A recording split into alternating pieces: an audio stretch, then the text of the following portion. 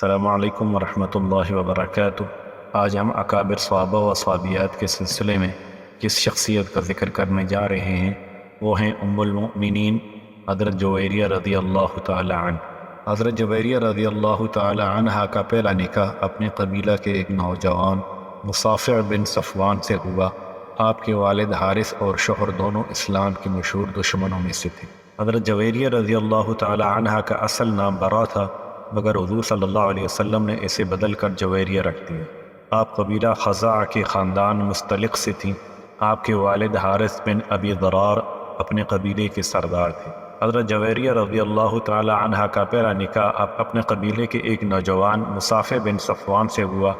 آپ کے والد حارث شوہر دونوں اسلام کے مشہور دشمنوں میں سے تھے۔ 5 ہجری میں حارث نے قریش کی شہ پر مسلمانوں سے جنگ کرنے کی خاطر تیاریاں شروع کر دیں۔ جب حضور صلی اللہ علیہ وسلم کو اطلاع ملی تو آپ نے تحقیقات کے لیے صحابہ کرام رضوان اللہ علیہم اجمعین کو مقابلے کے لیے تیار ہونے کا حکم دیا۔ جب حضور صلی اللہ علیہ وسلم کو اطلاع ملی تو آپ نے تحقیقات کے بعد صحابہ کرام رضوان اللہ تعالی علیہم اجمعین کو مقابلے کے لیے تیار ہونے کا حکم دیا۔ چنانچہ اسی سال شعبان میں اسلامی فوج مدینہ سے روانہ ہوئی اور مریسہ نامی مقام پر قیام کیا۔ حارث کو پہلے اسلامی فوج کی روانگی کا علم ہو چکا تھا اور بہت سے لوگ اس کا ساتھ چھوڑ کر بھاگ چکے تھے۔ یہ صورتحال دیکھ کر حارث بھی کسی جگہ روپوش ہو گیا، مگر مریسہ کے باشندوں نے مسلمانوں کے خلاف صف آرا ہو کر لڑنا شروع کیا، لیکن وہ پہلے ہی حملے میں پسپا ہو کر بھاگ کھڑے ہوئے۔ کئی آدمی مارے گئے اور باقی گرفتار ہو گئے۔ حضرت جویریہ رضی اللہ تعالی عنہ بھی ان جنگی قیدیوں میں شامل تھیں۔ جب تمام قیدی لونڈی اور غلام بنا کر لوگوں میں تقسیم کیے گئے تو حضرت جویریہ رضی اللہ عنہ ثابت بن قیس کے حصہ میں آئی۔ آپ صلی اللہ علیہ وسلم نے ثابت سے درخواست کی کہ وہ کچھ روپیہ لے کر اپنے حق سے دستبردار ہو جائیں۔ ثابت نے ان کے بدلے میں 9 اوقیہ سونا طلب کیا۔ حضور صلی اللہ علیہ وسلم نے حضرت جویریہ رضی اللہ تعالی عنہ کے پاس اتنا روپیہ نہیں تھا، چنانچہ انہوں نے لوگوں سے بطور امداد روپیہ جمع کرنے کا ارادہ کیا۔ اس سلسلے میں وہ حضور صلی اللہ علیہ وسلم کی خدمت اقدس میں حاضر ہوئیں تو آپ نے انہیں نکاح کا پیغام دیا اور تمام روپیہ اپنی گرہ سے ادا کرنے کی پیشکش فرمائی۔ ایک دوسری روایت میں ہے کہ جب حضرت جویریہ رضی اللہ تعالی عنہ کو کنیز بنا کر مدینہ میں لایا گیا تو ان کا باپ حارث دربار نبوی میں حاضر ہوا اور درخواست کی کہ ان کی بیٹی کو آزاد کر دیا جائے، کیونکہ وہ عرب کے ایک رئیس کی بیٹی ہیں۔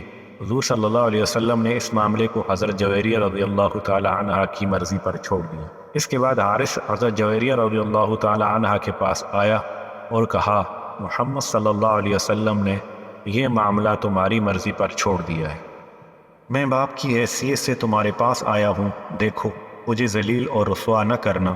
مگر حضرت جویریہ رضی اللہ تعالی عنہ نے جواب دیا کہ میں حضور صلی اللہ علیہ وسلم کی خدمت میں ہی رہنا چاہتا ہوں اور واپس جانے کا کوئی ارادہ نہیں۔ چنانچہ حارث سخت مایوس ہوا اور خاموشی سے واپس چلا گیا۔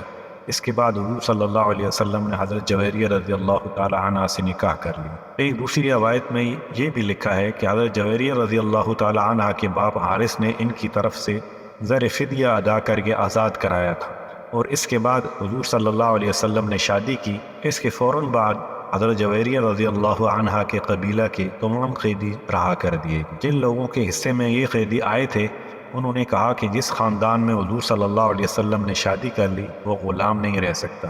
چنانچہ حضرت عائشہ رضی اللہ عنہ سے روایت ہے کہ میں نے کسی عورت کو حضرت جویریہ رضی اللہ عنہ سے بڑھ کر اپنی قوم کے حق میں مبارک نہیں دیکھا، کیونکہ ان کی وجہ سے بن مستلق کے سینکڑوں لوگ آزاد کر دیے گئے۔ حضرت جویریہ رضی اللہ عنہ بھی دیگر امہات المؤمنین کی طرح وقت کا بیشتر حصہ زہد و عبادت میں بسر کرتی تھیں۔ ان کا قلب مبارک ہر وقت ذکر الہی سے معمور رہتا اور عبادت کا اتنا شوق تھا کہ ایک روز حضور صلی اللہ علیہ وسلم نے آپ کو صبح کے وقت اللہ کی یاد میں مصروف دیکھا۔ جب آپ صلی اللہ علیہ وسلم نے انہیں ایک دعا سکھا دی اور فرمایا کہ اتنی دیر عبادت کی جگہ یہ دعا پڑھ لیا کرو۔ علم و فضل میں بھی آپ کا درجہ بہت بلند تھا۔ ان سے کئی احادیث مروی ہیں۔ حضرت جابر، حضرت عبداللہ بن عمر اور حضرت مجاہد رضی اللہ عنہم جیسے جلیل القدر بزرگوں نے ان کے علم و فضل سے فیض حاصل کی اور ان کی علمی فضیلت کا اعتراف کیا۔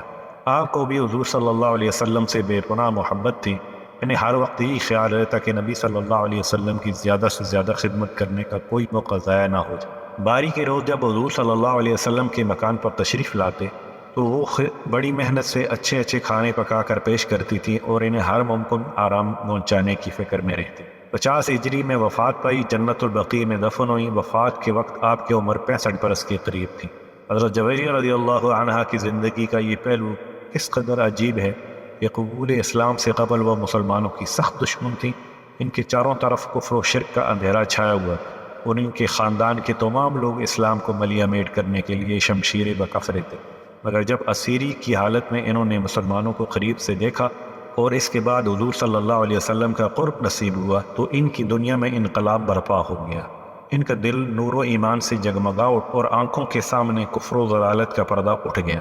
اس کے بعد ان کے باپ نے خاندانی عزت و آبرو اور اپنی ناموس کا واسطہ دے کر انہیں اس ظلمت کدے میں واپس لے جانا چاہا تو توحید سے سرشار بیٹی نے صاف انکار کر دیا۔ انہوں نے ایک لمحہ کے لیے بھی یہ نہ سوچا کہ محمد صلی اللہ علیہ وسلم کے قدموں میں رہ کر دنیاوی عیش و آرام اور رئیسانہ زندگی کے ٹھاٹ باٹ سے محروم ہو جائیں، بلکہ انہوں نے راہ ہدایت پر رہتے ہوئے فقر و فاقہ کی بے سر و سامانی زندگی کو ترجیح دی۔